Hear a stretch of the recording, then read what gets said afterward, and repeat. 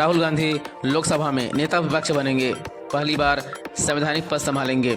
राजीव सोनिया के बाद इस पोजीशन पर रहने वाले गांधी परिवार के तीसरे सदस्य कांग्रेस सांसद राहुल गांधी लोकसभा में विपक्ष के नेता होंगे। पार्टी के मंगलवार 25 जून को कांग्रेस अध्यक्ष मल्लिकार्जुन खड़गे के आवास पर इंडिया गठबंधन के नेताओं की बैठक के बाद इसकी घोषणा की गई। इसके बाद कांग्रेस संसदीय बोर्ड की अध्यक्ष सोनिया गांधी ने प्रोटेम स्पीकर भर्तृहरि महताब को इस संदर्भ में पत्र लिखा। राहुल पहले 20 साल के पॉलिटिकल करियर में पहली बार कोई संवैधानिक पद संभालेंगे।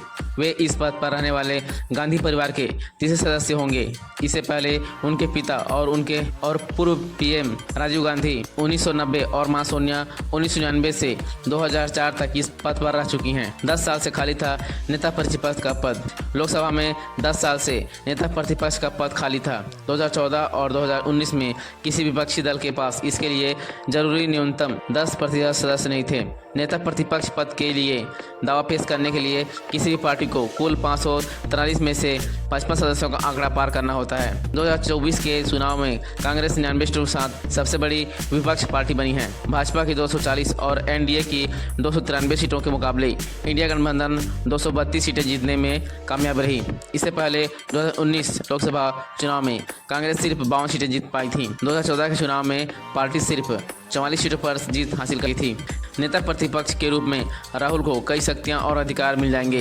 वे प्रधानमंत्री के साथ चीफ इलेक्शन कमिश्नर सहित चुनाव आयोग के 2 अन्य सदस्यों की नियुक्ति का चयन करने वाले प्रमुख पैनल का हिस्सा होंगे। इसके अलावा Rahul Lokpal, ED, CBI director, central vigilance commissioner, central information commissioner, NHRC प्रमुख के चुनने वाले समितियों के भी सदस्य होंगे।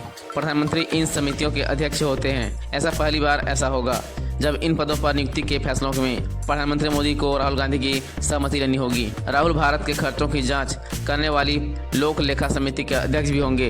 वे सरकार के कामकाज की लगातार समीक्षा भी करेंगे।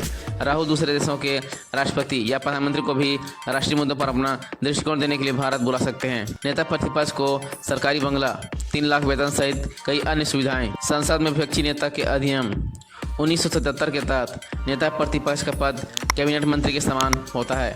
इस पद पर रहने वाले नेता को केंद्रीय मंत्री के समान वेतन, भत्ता और अन्य सुविधाएं मिलती हैं। नेता विपक्ष बनने के बाद राहुल को कैबिनेट मंत्री की तरह सरकारी बंगला और सचिवालय में एक दफ्तर मिलेगा। उन्हें मासिक वेतन और दूसरे भत्तों के लिए 3,30,000 रुपये मिलेंगे। बतौर सांसद राहुल को हर महीने 1 लाख रुपये और वेतन 45,000 रुपये भत्ता मिलेगा। राहुल को कैबिनेट मंत्री के समान उच्च स्तर की सुरक्षा मिलेगी।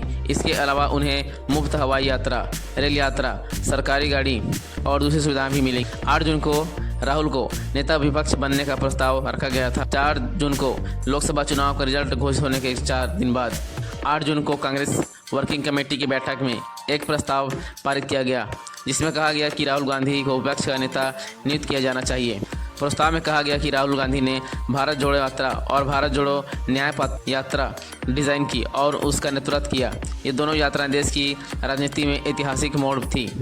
इससे कांग्रेस के लाखों कार्यकर्ताओं और करोड़ों वोटर्स में आस्था और विश्वास पैदा हुई।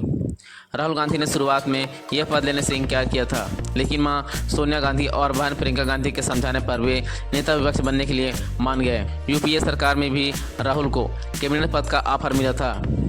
मीडिया रिपोर्ट की माने तो 2004 और 2014 के बीच तत्कालीन प्रधानमंत्री मनमोहन सिंह के नेतृत्व में यूपीए की सरकार में भी राहुल को कैबिनेट पद लेने के लिए दबाव डाला गया था। हालांकि तब भी उन्होंने मना कर दिया था। राहुल गांधी 2017 में कांग्रेस अध्यक्ष बने और 2019 के लोकसभा चुनाव में पार्टी के खराब नैतिक जिम्मेदारी लेते हुए इस्तीफा दे दिया था। राहुल की अध्यक्षता में कांग्रेस 2014 से 44 और 2019 में केवल 52 सीटें जीत पा सकी थी। अब देखना यह है कि राहुल गांधी नेता प्रतिपक्ष बनने के बाद इस पद को वे किस तरह संभालते हैं और देश के हितों के लिए कौन सा कार्य करते हैं। तो ये थी आज की खबर। आपको ये खबर कैसी लगी हमें कमेंट करके बताएं। और अभी तक आपने चैनल सब्सक्राइब नहीं किया तो प्लीज़ चैनल सब्सक्राइब कर लें। और मिलते हैं फिर हमारी अगली वीडियो में। तब तक के लिए जय हिंद।